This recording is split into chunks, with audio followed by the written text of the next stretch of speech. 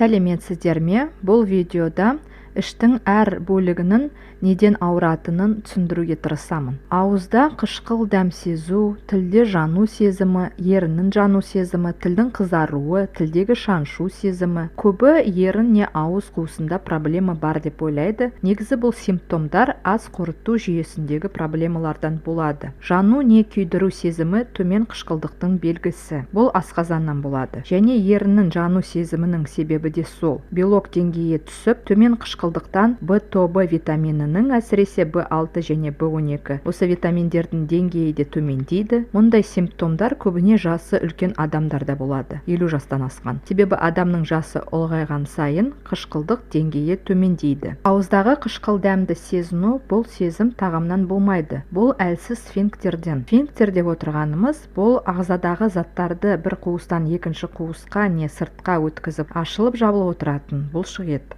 Одан қышқылдық төмендеп, яғни сфинктердің әлсіз жұмысынан қышқылдық төмендеп, келесі белгілер пайда болады. Ауызда күйю сезімі, ауызда қышқыл дәм сезіну, түйілу сезімі, яғни тамақта бір нәрсе тұрғандай, кеудеде ашыту. Бұлар қышқылдықтың төмендеуінен, себебі асқазандағы тағам жоғарыға, астың тамақтан өту жолдарына, яғни өңешке көтеріліп, одан әрі жоғары ауыз қуысына қарай көтерілуі мүмкін. Астың ауыз қуысынан асқазанға қарай өтетін жолы өңеш деп аталады. Және онымен қоса өт асқазанға өтіп кетуі де мүмкін. Себебі екі сфинктер жұмысы нашар жасап тұр. Бізде екі сфинктер бар, ол жоғарғы және төменгі. Және бұл астың өту жолы, яғни өңеш, бұл пищевод деп атайды. Жоғарғы сфинктер асқазанды өңештен бөліп отырады. Ал екінші сфинктер асқазанды өт қабынан және 12 елі ішектен бөліп отырады. Егер сфинктер екі жерде жабылмай жатса, рефлюкс, гастроэзофиальды рефлюксті ауру, яғни ГЭР, осындай созылмалы қайталанып отыратын ауру диагноздарын қояды. Сфинктерлер жабылмай жатқан соң асқазандағы тағам, сусындар төмен жоғары айдалып, одан әсіресе таңертең жатқан кезде, яғни таңертең өт жұмыс жасай бастайды. Және жатырған кезде бізде дискомфорт, яғни жағымсыз бір сезімдер пайда болады. Сондықтан ГЭР, рефлюкс бар адамдарға көбінесе биік жастықта жатуға кеңес беріледі. Әрине бұл проблеманы уақытша ғана шешеді, ал проблеманы шешу үшін толығымен сфинктердің ашылып жабылып отыруын және қышқылдықты ретке келтіру керек. Ол үшін қандай тағамдарды ас мәзірінен алып тастау керектігін сәлден соң айтатын боламын. Сөл қышқылының деңгейі ретке келген соң белок деңгейі де қалыпқа келеді. Сфинктер бұл ашылып жабылып отыратын бұлшық етті орган. Сол үшін оған белок нормасын сақтаған жөн. Яғни бұлшық ет үшін біз белок пайдалы екендігін білеміз. Сондықтан оған да белок керек. Сонымен бірге сфинктерді қалыпқа келтіретін тағы бір көмек бұл диафрагмалық тыныс алу. Яғни диафрагмамен. Диафрагмалық дем алу деп отырғанымыз, диафрагманың кеуде іш бөлігі дем алуға белсенді қатысатын тыныс алудың түрі. Диафрагмамен тыныс алғанда қабырғалар кеңейіп отырады. Бұл сфинктер кезбе жүйке, яғни блуждающий нерв, осының жұмыстарын қалыпқа келтіреді.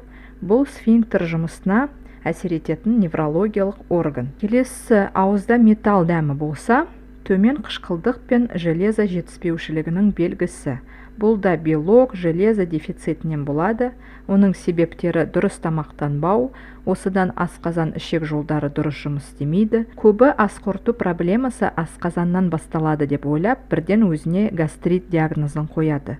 Бірақ асқазаннан басқа ауыз қуысы, өңеш бар, бірақ астың өту жолында, яғни өңеште ауыртпалық сезімдері болмайды, сондықтан біз бұл белгілерді көп байқамаймыз. Тамақта бір нәрсе түйіліп қадалып тұрғандай сезім болса, бұл төмен қышқылдықтан не қалқанша безі проблемасынан болуы мүмкін. Бұл үшін эндокринолог анализ тапсыртады, ТТГТ4 деген анализдер және қалқанша безіне УЗИ жасатады.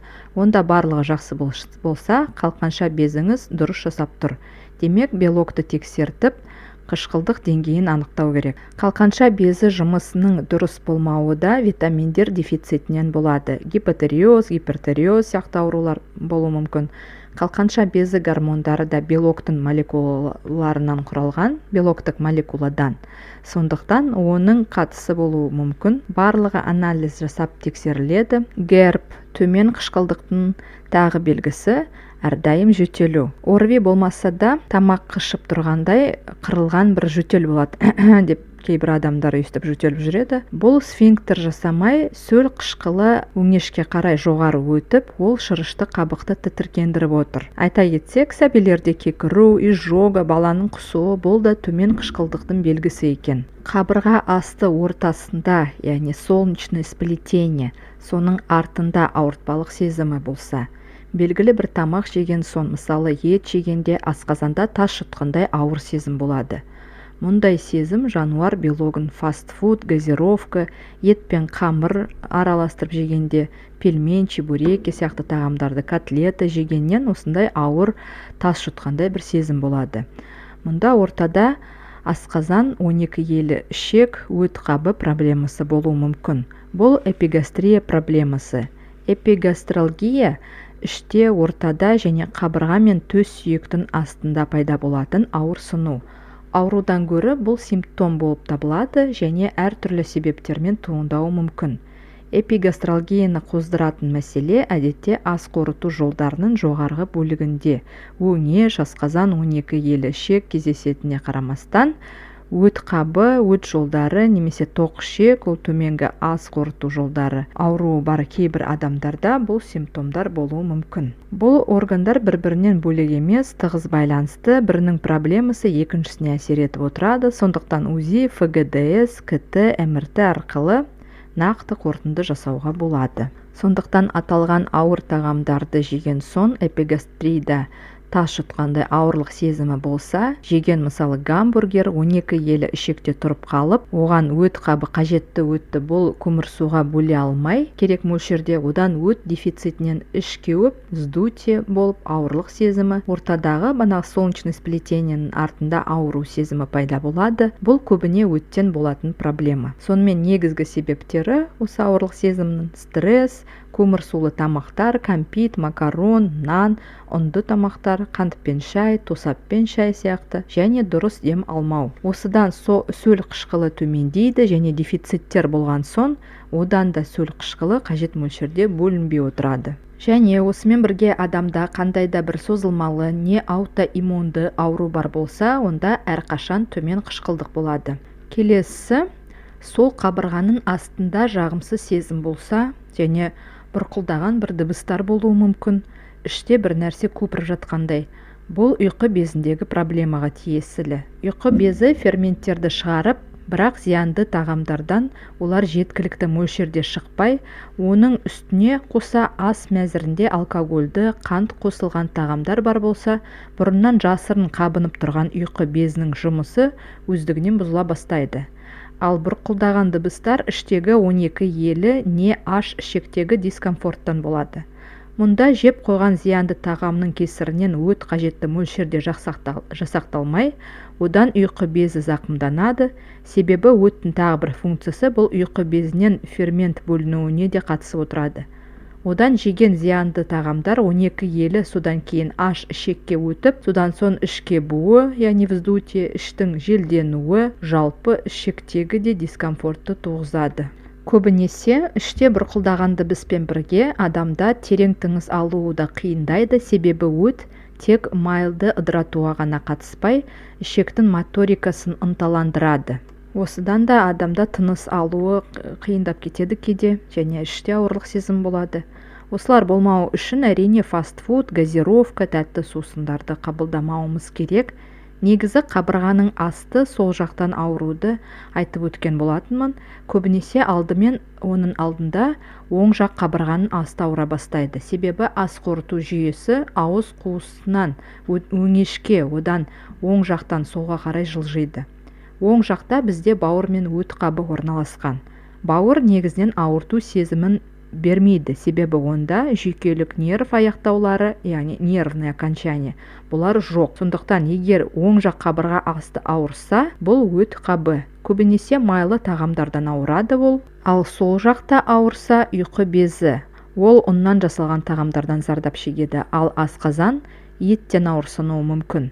Яғни өт бізде, өт қабы, ол майларды, ал ұйқы безі көмірсуларды, асқазан белокты қорытып отырады. Яғни қай орган не үшін жауап береді, нені қорытады, содан егер олар көп мөлшерде болатын болса, өте көп мөлшерде, содан ауырсынады, зардап шегіп отырады екен. Өт қажет мөлшерде су ішкенде ас мәзірінде жеткілікті түрде көкөністер болса, пайдалы майлар, жаңғақтар, дәндер болатын болса, жақсы жұмыс істеп отырады. Көкөністерді негізінен әр ас ішкен сайын жеп тұру керек. Себебі өт біріншіден майларға, содан соң белоктарға және көмірсуларға өтеді. Көбі дискинезия өт қабының қисаюы болса, міндетті түрде онда өт жұмысы нашар болады деп ойлайды, бірақ олай емес. Дискинезия дегеніміз бұл өттің өт жолдарынан өтуінің бұзылуы. Бұл бөлек дискинезия және загиб желчного пузыря деген бар. Бұл кәдімгі өт қабының қисаюы немесе бүгілуі. Өт 95% судан тұрады, сондықтан көп жылы су ішсек проблема болмайды ондай. Суды ішу туралы алдыңғы видеода айтып өттім. Яғни өт құрамы дұрыс болуы керек. Ол судан, амино қышқылдардан, майлы қышқылдан, витамин мен минералдардан тұрады. Егер өт құрамына осы заттар жетіспей отырса, полип, тастар, өттің қоюлануы, запор, терінің құрғақтығы, акне, яғни безеулер, жағымсыз тер иісі, көз көрінуінің нашарлауына алып келеді.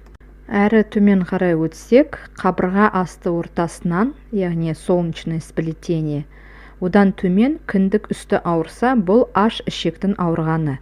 Онда барлық коректік заттардың соңғы сіңірілу процесі өтеді. Бұл коректік заттар ішектің жарларына сіңіп отырады. Осы жерде ас қорыту жұмысы аяқталады. Яғни асқазанда қорытылған белоктар, өт қабында қорытылған майлар, ұйқы безінде қорытылған көмірсулардың барлығы осы аш ішекте кездеседі. Егер адамда төмен қышқылдық болса және толық қорытылмаған белок не майлар немесе көмірсулар аш ішекке солаймен өтіп кетсе, аш ішек қажетті мөлшерде осыларды қорытуға ферменттерді бөле алмайды. Бағанағы көмірсу, майлар, белоктар бұлар макронутриенттер деп аталады. Осыдан ішкебеді, желденеді, ісінеді. Дұрысында аш ішекке максималды түрде қорытудан өткен макронутриенттер ішекте соңғы рет жай ғана қорытылып, қажетті заттар ішек жарларына сіңуі керек. Макронутриенттер, қайталап кетсем, бұл белок, май, көмірсулар. Сонымен егер кіндік үсті ауырса, ол аш ішектен. Ал аш ішек ауырса, кінәні одан жоғары тұрған органдардан, банағын макронутриенттерді қорытатын органдардан іздеу керек. Бұл не асқазан, не өт, не ұйқы безі. Яғни ішекте проблема өздігінен пайда болмайды. Бұл не өттен моторика жұмысы нашар, не көмірсулар толығымен қорытылмай, шартты патогенді флора белсенденіп газдарды жасақтап отырады. Шартты патогенді флора бұл адамдарда шектеулі мөлшерде болатын микроорганизмдер. Олар көбейіп кетсе, түрлі аурулар пайда болады. Осы шартты патогенді флора метан жасақтап отырады, ал метан ол газ, одан іш қатуына, яғни вздутие желденуіне келіп, одан да ішек зардап шегіп отырады. Одан біз қандай да бір уақытша ауырту сезімін басатын дәрілерді ішеміз көп мөлшерде. Дәрілердің бауырға, микрофлораға зияны келеді көп мөлшерде ішкен соң. Яғни ішекке өткен бактерияларды не қорытылмаған макронутриенттерді дәрімен жойғанымызбен ұйқы безі, асқазан, өт қабынан қорытылмаған көмірсу, белок, май сияқты макронутриенттерді қайтадан олар ішекке түсіп отырады. Келесі күні содан қайта дәрі ішеміз, ол дәрі мөлшері көп болғасын басқа органдарға да зиян келіп отырады. Сондықтан ең басты проблеманың кінәсін біз асқазан, өт қабы және ұйқы безімен астың қорытылып отыруына назар аударуымыз керек екен.